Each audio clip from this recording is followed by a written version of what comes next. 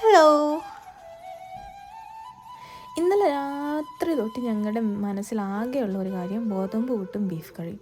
എന്നാൽ പിന്നെ രാവിലെ അത് തന്നെ റെഡിയാക്കാമെന്ന് പറഞ്ഞ് ഞങ്ങൾ രണ്ടുപേരും കൂടെ കിച്ചണിൽ കയറി.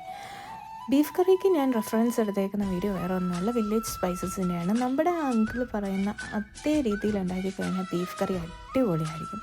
ഞാൻ എപ്പോഴും ശ്രദ്ധിച്ചിട്ടുണ്ട്, ബോയ്സിൻ്റെ കുക്കിംഗ് സ്കില്ല് വേറെ ഒരു ഗേൾസിനും ഞാൻ കണ്ടിട്ടില്ല.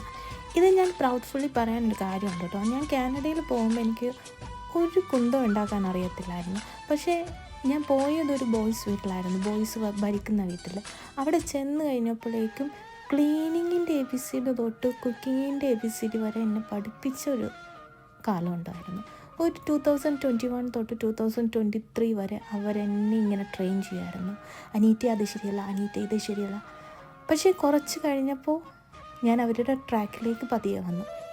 അതുകൊണ്ട് തന്നെ ഞാൻ പറയാം, കുറച്ചൊക്കെ ബേസിക് എനിക്ക് കിട്ടിയേക്കുന്നത് ആൺപിള്ളേരുടെ കയ്യിൽ നിന്നാണ്. ആൻഡ് ക്ലീനിങ്ങിന് ഗേൾസിനേക്കാളും ഏറ്റവും അടിപൊളിയായിട്ട് ചെയ്യുന്നത് ബോയ്സ് ആണെന്ന് തന്നെ ഞാൻ പറയും. ഞാൻ പേഴ്സണലി എക്സ്പീരിയൻസ് ചെയ്തിട്ടുള്ള കാര്യമാണ്. അപ്പോൾ ഇതൊക്കെ അബ്രോഡ് ചെന്നപ്പോഴാണ് ഞാൻ മനസ്സിലാക്കിയത്. അതുകൊണ്ട് തന്നെ നാട്ടിലുള്ള അമ്മമാരൊക്കെ പ്രത്യേകം ശ്രദ്ധിക്കണം. ബോയ്സിന് കുക്കിംഗ് സ്കില്ല് നന്നായിട്ടുണ്ട്. അതൊന്ന് കിച്ചണിലേക്കുള്ള എക്സ്പോഷർ കുറച്ചും കൂടെ കൂട്ടിക്കഴിഞ്ഞാൽ നാട്ടിലും കുറേ കാര്യങ്ങൾ അടിപൊളിയായിരിക്കും. അപ്പോൾ ഗോതമ്പ് പുട്ടും ബീഫ് കറിയും റെഡി ആയിട്ടുണ്ട്. ആൻഡ് നല്ല ടേസ്റ്റ് ഉണ്ട് കേട്ടോ. ആ മണം വരുമ്പോൾ തന്നെ മനസ്സിലാക്കും. ആൻഡ് ടേസ്റ്റ് ചെയ്തപ്പോൾ ശരിയാ, വില്ലേജ് സ്പൈസസ് പറയുന്ന പോലെ അടിപൊളി സാധനം, അടിപൊളി. Bye bye.